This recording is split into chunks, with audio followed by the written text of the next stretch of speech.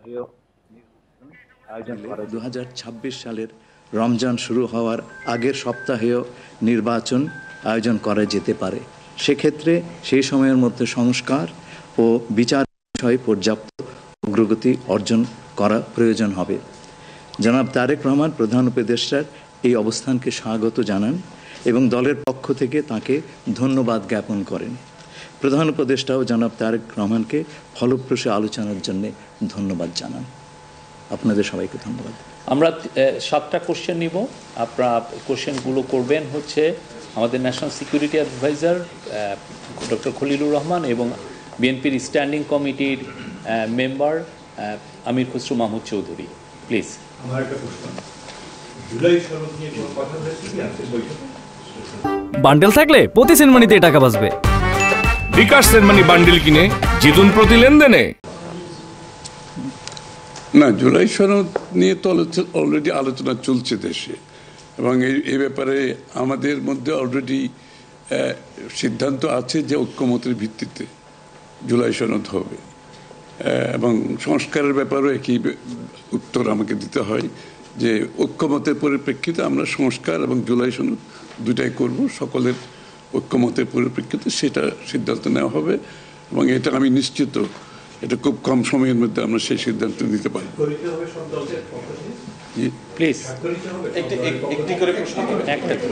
হ্যাঁ, ঐক্যমত যেখানে হবে স্বাভাবিকভাবে ঐক্যমতের পরিপ্রেক্ষিতে যে সিদ্ধান্ত হবে স্বাক্ষরিত তো হবেই, না হওয়ার কোনো কারণ তো নেই। Please please please please please. উনি প্রশ্নটি হচ্ছে যে যেটি বারবার যে কথাটি বলা হচ্ছে যে নির্বাচনের একটি সঠিক তারিখ নির্ধারণে আসলে সমস্যাটা কোথায়? একটি সঠিক তারিখ সুনির্দিষ্ট তারিখ, এর কোনো সমস্যাই নাই। আমরা কোনো সমস্যা দেখছি না। কেউ দেখলে পারে এটা ভুল দেখছেন। নির্বাচনের সম্পর্কে আজকে যৌথ বিবৃতিতে আমরা বলে দিয়েছি দুপক্ষই, এবং নির্বাচন কমিশন আমরা আশা করব শীঘ্রই একটা তারিখ ঘোষণা করবে। নির্বাচনের কথা হচ্ছে দেশের রাজনৈতিক পরিবেশে অন্যান্য বিষয় নিয়ে কথা, সব বিষয়ে আলোচনা তো হবে স্বাভাবিক। আমরা তো নতুন বাংলাদেশ গড়ার প্রত্যয় নিয়ে সামনের দিকে এগোচ্ছি। সবাই আমরা চাই দেশ গড়ার যে প্রত্যয় আমরা নিয়েছি, আমরা ঐক্যবদ্ধভাবে সেই কাজটা করব। শুধু নির্বাচনের আগে নয়, নির্বাচনের পরেও বাংলাদেশ গড়ার যে প্রত্যয় নিয়ে আমরা সবাই ঐক্যমত হয়েছি সেটা আমরা সামনের দিকে এগিয়ে নিয়ে যাব। একজন প্লিজ প্লিজ উনি বলুন। সংস্কার নিয়ে যে দীর্ঘ আলোচনা হচ্ছিল, সেই সংস্কার বিষয়ে বিএনপির পক্ষ থেকে বা তারেক রহমান সাহেবের পক্ষ থেকে আপনারা কিভাবে রিঅ্যাক্ট করেছেন? যে আবার স্যার আমি শুনি, যে সংস্কার নিয়ে যে বর্তমান সরকারের যে একটা বিশাল রূপরেখা তৈরি হয়েছে, একটা বিশাল তালিকা, সেই তালিকা নিশ্চয়ই আজকে আপনাদের সামনে উপস্থাপন করা হয়েছে। যে সংস্কার বিষয়ে আপনাদের মতামত কি? বিএনপি কিভাবে সেটাকে? না না, এটা তো পরিষ্কার। এটা এখানে না বোঝার কোনো কারণ নাই। বিষয়টা হচ্ছে সংস্কার। চিফ অ্যাডভাইজার সাহেব, তারেক রহমান সাহেব, আমরা সবাই একই কথা বলছি। যে বিষয়গুলোতে ঐক্যমত হবে সেগুলোতে সংস্কার হবে, তাই না? তো সংস্কারের বিষয়টা একটা চলমান প্রক্রিয়া। এমন না যে আজ সব সংস্কার এখন শেষ হয়ে যাবে।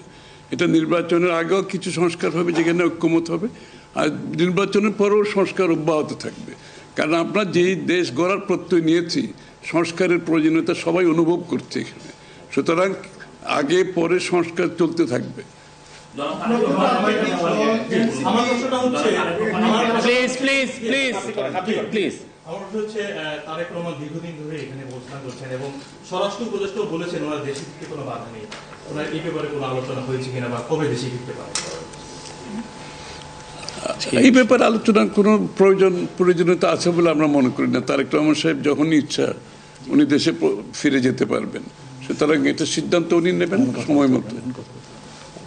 আমি একটা প্রশ্ন করতে চাই। আমার প্রশ্ন আছে যে শেখ হাসিনার যে এই যে হত্যাযজ্ঞ, সেই হত্যাযজ্ঞের যে বিচার প্রক্রিয়া, সেই বিচার প্রক্রিয়ার সাথেও কিন্তু একটা বিষয় জড়িত। তিনি বলেছেন যে তার সময় অর্থাৎ নির্বাচনের আগেই শেখ হাসিনার যে বিচার প্রক্রিয়া তিনি শেষ করতে চান এবং পরবর্তী তাকে ফিরিয়ে আনার ব্যাপারে তিনি সিদ্ধান্ত নেবেন। এই ব্যাপারে আলোচনা হয়েছে কিনা, এবং যদি সেটা হয়ে থাকে তাহলে সেটাও এই নির্বাচনের রূপরেখার সাথে এটা কোনো প্রভাব ফেলবে কিনা? যৌথ বিবৃতিতে এর উত্তর দেওয়া আছে। সংস্কার এবং বিচার দুই বিষয়ে পর্যাপ্ত অগ্রগতি কথা বলা হয়েছে এবং আমরা মোটামুটি কনফিডেন্ট যে এই অগ্রগতি আমরা নির্বাচন আগেই দেখতে পাবো। সম্পন্ন করা যাবে। রাজনৈতিক দল এনসিপি নির্বাচন কমিশন সংস্কার ছাড়া নির্বাচনে যাবে না বলে ঘোষণা করেছে। এই বিষয়ে কোনো এই ব্যাপারে এখানে আলোচনার কোনো সুযোগ আছে বলে আমি মনে করি না। এটা স্যার বলেন কি হয়েছে?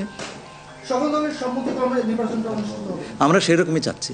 নির্বাচন কমিশন এই নির্বাচন কমিশনের অধীনে নতুন রাজনৈতিক দল নির্বাচনে যাবে না বলছে, নিয়ে কোনো আলোচনা হচ্ছে? এটা ওনাদেরকে জিজ্ঞেস করেন। এটা যার প্রত্যেকটি দলের নিজস্ব মতামত আছে, তবে আমরা সকলকে নিয়ে নির্বাচনটা করতে চাচ্ছি। আচ্ছা, তাহলে কি আমরা বলতে পারি যে এপ্রিলে যে ঘোষিত যে নির্বাচনের রূপরেখা, তাহলে সেখান থেকে সরকার কিছুটা সরে আসতে চাচ্ছে বা আসবে? যৌথ ঘোষণায় এই বিষয়টি সুস্পষ্টই বলা আছে। আপনারা শুনেছেন, যদি সকল কাজ সময় মতো আমরা করতে পারি এবং বিচার ও সংস্কারের ব্যাপারে পর্যাপ্ত অগ্রগতি হয়, তাহলে নিশ্চয়ই সেটা করা যেতে পারে।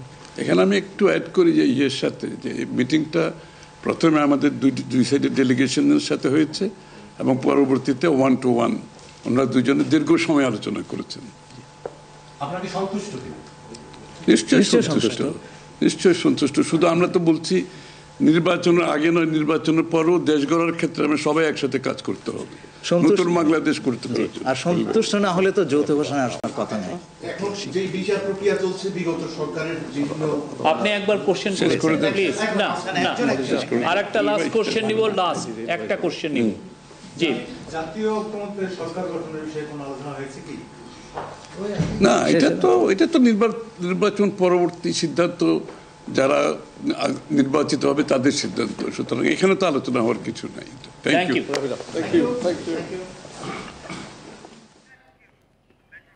লন্ডনে অধ্যাপক ইউনূস তারেক রহমান বৈঠক শেষে ব্রিফ করছিলেন উভয় পক্ষের প্রতিনিধিরা। আমরা এতক্ষণ সরাসরি ছিলাম সেখানে।